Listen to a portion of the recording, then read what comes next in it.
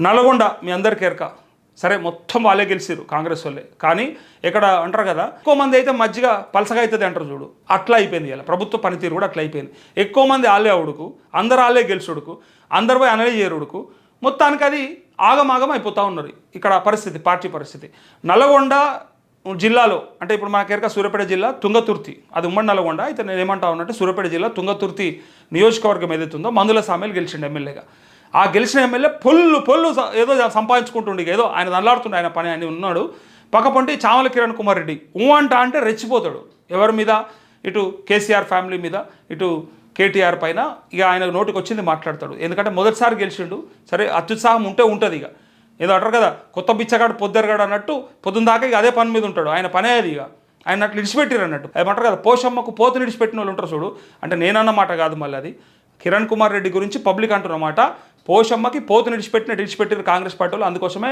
ఎగబడుతుండు అని అంటున్నారు అయితే ఇక్కడ వీళ్ళిద్దరి మధ్య ఏంది మరి పంచాయతీ అంటే కిరణ్ కుమార్ రెడ్డి ఇటు పక్క మందుల సావేలు ఇద్దరికి పడతలేదు ఎందుకు పడతలేదు అంటే అక్కడ నాయకులు కార్యకర్తలు వాళ్ళు ఏమంటారట అంటే ఎంపీని కాదని ఎమ్మెల్యే దగ్గర పోతురు ఎమ్మెల్యేని కాదని ఎంపీ దగ్గర పోతురు వాళ్ళకు కూడా హుషారైపోయారు వాళ్ళకు కూడా అర్థమైపోయింది ఎవడు అట్టోడు ఎవడు గట్టోడు ఎవరి దగ్గర పోతే ఏమొస్తుందని అందుకే ఎమ్మెల్యేని కాదని ఎంపీ దగ్గర కురుకుతురట ఈ తిక్కల ఆయనతో మందుల సామెలో ఒక మాట అన్నాడు ఏందో ఒకసారి చూడరు ఇక లొల్లి పెట్టుకుర్రు పెద్ద పంచాయతీ పెట్టుకుర్రు తనుకున్న ఒకటే తక్కువ ఉన్నది ఇక చూడరు ఇక వీళ్ళ మాట ఏంది వీళ్ళ కథ ఏంది ఇంకొక మాట కూడా చెప్తున్నా చెప్పాలి నువ్వు కొట్టాలి నువ్వు పొల్లు సంపాదించుకోవాలి ఎట్లా అన్నావంటే నేను అధికారంలోకి వచ్చిన తర్వాత పొల్లు చేస్తా అన్నాడు ఇదే ఆ పొల్లు నీలియవా సారు అంటే సుక్క నీలియ నీ తాత జాగిరి తెలంగాణ నీ తాత జాగిరి అట్లే కాళేశ్వరం నీళ్ళు మీ తాత తెచ్చిపోయిండు అందుకోసానికి సుక్క నీలియవును జానకిపురం రైతులు పురుగు మందు డబ్బాలు పట్టుకొని ఏడుస్తుంటే గొడగొడ అంటుంటే ఫోన్ చేస్తే నాతో మాట్లాడినమాట ఈయన ఈ ఎమ్మెల్యే సుక్క లీలియా ఏం చేసుకుంటారో చేసుకోపోరు అన్నాడు నీకు ఎరకనా నికర జలాలు నీకు ఎరకనా దా నా దగ్గరికి రా నేను చెప్తా నీకు లెక్క అన్నాడు నాకెందుకై చెప్పుడు నీ రైతులకు చెప్పుకోపో ఏం అడిగిర్రా వాళ్ళు ఒక తడి ఇస్తావా అని అడిగినరు ఇస్తాను లేకపోతే కోట అయిపోతే మరి దాన్ని ఎట్లా ఆల్టర్నేట్ అరేంజ్ చేస్తారో చూడురి కాళేశ్వరం పంపులు పనిచేయాయి అవి ఆపేస్తారా మేడిగడ్డ రిపేర్ చేయరా నీళ్ళు ఎడకెళ్ళి వస్తాయి తుంగతుర్తి నియోజకవర్గానికి అంతకంటే ముందు నీళ్ళు చూసిరా కాళేశ్వరం నీళ్ళు ఎట్లొచ్చినాయి అవి ఇవ్వాలి మరి వచ్చినప్పుడు ఆ పేరు ఖరాబ్ చేయాలంటే నీళ్ళు రానియొద్దు అంతే ఇప్పుడు మళ్ళీ ఆ నీళ్ళు వస్తేంది పేరు మళ్ళీ కేసీఆర్ మళ్ళీ ఈ జపం చేస్తారా అయ్యా అని చెప్పి ఆయనతో ఇంజనీరింగ్ అధికారులతో ఆ నీళ్ళు కూడా వేపియకుండా ఆ నీళ్ళు సాగునీళ్ళు కూడా రానియకుండా ఏదో అలా ఉన్న బోర్లక లేకపోతే ఇంకెక్కడనో నికర జలాలతో ఉన్న వాటిని ఏదో కొంతగానం రిలీజ్ చేసి మిగిలిన ఆగం చేసి నష్టపోయింది అంటే గత ప్రభుత్వం చేసిన నష్టం అందుకే కాళేశ్వరం ఖరాబ్ అయిపోయిందని చెప్పడానికి నీళ్ళు ఇయ్యలేదు ఈ దొంగలు మళ్ళా పొల్లు మాట్లాడతాడు ఇక ఆయన ఉతపదం అది ఏదున్నా పొల్లు కొట్టాలంటాడు ఏందో ఆ పొల్లు కొట్టాలి అయితే ఈయన ఒక మాట చెప్తుండు ఏం మాట చెప్తుండు చూడు ఎంపీ ఉన్నాడు నాయకులంతా ఉన్నారు అన్న మాట వినండి మీకు సీఎం రిలీఫ్ ఫండ్ కానీ ప్రభుత్వం తరఫున రాష్ట్ర ప్రభుత్వం తరఫున వచ్చే ప్రతి విషయం కూడా నా దగ్గర రావాలి yes you are MLA of Tungaturthi we know about that but నీ ఆలోచన ఏంటిది నీ అహంకారం ఏంటిది నా దగ్గరికి రావాలి ఎట్లా అంటే అది చెప్పుకోవడం ఏంది నాకు అది అర్థమవుతలేదు అహంకారం కూడా అసలు గది చెప్పుకోవడం ఏందా నీ దగ్గర రావాలనే సోయి పబ్లిక్ ఉండాలి లేదా నాయకులకు ఉండాలి కార్యకర్తలకు ఉండాలి గది ఇవ్వడం చెప్పుకుంటాడా నా దగ్గర రండి నేనే పెడతా సంతకం నాదే చెప్పుకుంటూ ఇంకో మాట ఏమంటుంది చూడుర్రి నేను కాదంటే ఎంపీ గారి దగ్గరికి అది కూడా నేను కరెక్ట్ చెప్తున్నాను ఇక్కడ నాయకులే చెప్తున్నా కార్యకర్తలు చెప్తున్నా అందరూ చెప్తున్నా మీరు కూడా ఫస్ట్ మల్లపాటి దగ్గర రావాలి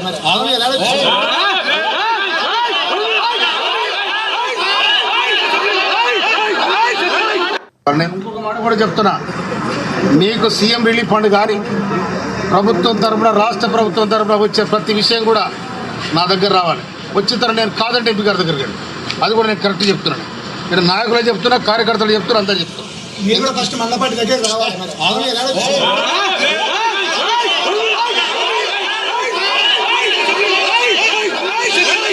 మీది మీకే సక్కలేదు ఎవరిని ఉద్ధరిస్తారు మీరు ఎవరి కోసం ఆలోచిస్తారు పొద్దుగా లేస్తే మీ పంచాయతీలే మీకు సరిపోతలేవు లిక్కర్ సిండికేట్ దగ్గర పైసలు ఎట్లా సంపాదించాలి వాళ్ళ దగ్గరికి ఎట్లా తీసుకోవాలి ఇంకా రకరకాల మీ ఖర్చులు ఎట్లా తీసుకోవాలి ఎవరి మీద కొట్టాలి ఈ పనులనే ఉన్నారు లేదా కేసీఆర్ని కేటీఆర్ని ఎట్లా బదనాం చేయాలి పొద్దుగా లేచి వాళ్ళ గురించి ఎట్లా మాట్లాడాలి ఇగో ఈ పని తప్ప వాళ్ళ పంచాయతీలే ఎక్కువ ఉండంగా ప్రజల కోసం ఏ క్షణమైనా ఒక్కసారన్నా అరే సన్నవడ్లకు బోనస్ ఇవ్వకపోతే మనకు సిగ్గుందా అరే సన్నవడ్ల బోనస్ ఇస్తామని చెప్పి ఎందుకు మోసం చేస్తే గతంలో రైతు బంధు కంటే బోనసే బాగుంది అని చెప్పినప్పుడు దాన్ని గొప్పగా ఎస్టాబ్లిష్ చేసుకొని సన్నబడ్లు ఈ సన్నబడ్ల బోనస్ ఏమైందా ఒకటి చెప్పురి ఎందుకు ఇయ్యారు చెప్పురు? మొన్నటి పంటకాలంది సన్నవడ్ల బోనస్ ఇయ్యరా?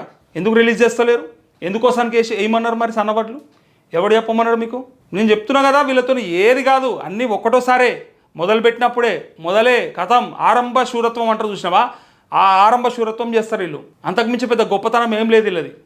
ఎంతసేపు వాళ్ళ పంచాయతీలు వాళ్ళకే, వాళ్ళ పదవుల కోసం వాళ్ళే, వాళ్ళ స్వలాభం కోసం చేసే పనులే తప్ప సన్నవడ్ల బోనస్ రాదు. టెక్నికల్ ఇష్యూస్తోని లేకపోతే రకరకాల కారణాల చేతోని రుణమాఫీ మధ్యలో ఆగిపోయింది. మరి కొంతమందికి చేసేద్దాం. పాపంగా దుబాయ్ పోయినలో కొంతమంది మరి వాళ్ళ పాస్బుక్లు వాళ్ళ భార్యల పేరు మీద ఉన్నాయి, లోన్లు వీళ్ళ పేరు మీదకి మార్చుకున్నారు. మరి ఆ లోన్లు షిఫ్ట్ అయిన లోన్లని క్లియర్ చేద్దాం అని మంత్రులకు తెలియదా, ఎమ్మెల్యేలకు తెలియదా? అవి పట్టించుకోరు. ఇంకా ఇట్లా రకరకాల ఇష్యూస్ ఉన్నాయి. పాస్బుక్లు వాళ్ళ పేరు మీద లేని లోన్లు కానీ, లేకపోతే ఆధార్ మిస్ మ్యాచ్లు ఉన్నారు. ఇంకా కమతం బాలచంద్ర అన్న కొన్ని వందల సార్లు పెట్టుంటాడు మెసేజ్. అరే ఇక ఆధార్ కార్డు వల్ల నెంబర్ వల్ల మిస్ మ్యాచ్ అయితే లోన్ మాఫీ చేయకపోవడం ఏందా మీకు? ఏం అవసరమా మీకు? ఇంత దరిద్రమా? ఇంత దారుణమా? అలా ఏం అడిగిర్రు? మీకు అర్హత ఉంది, ఏదో చిన్న తప్పిదం ఉంది, చేయొచ్చు కదా. అరే కోర్టుకు పోతే అటువంటిది కేసు చెల్తుంది ఏదన్నా. సార్ ఇగో ఇట్లా ఉంది, మా దగ్గర ఒక డాక్యుమెంట్ దొరికింది, ఈ ప్రకారంగా ఇది ఇట్లా మిస్ అయిందని చెప్తే ఓకే అని కన్సిడర్ చేస్తారు. అంతకంటే ఎక్కువనా ఇది? ప్రభుత్వం కాదా? నిరంతర ప్రక్రియ చెప్పేటప్పుడు నిరంతరం చేస్తాం. నిరంతరం ఏది నిరంతరం? ఎక్కడుంది అంతరం? ఎప్పుడు చేస్తారు మీరు? చేస్తారా చేయరా? అసలు మీతో అవుతుందా?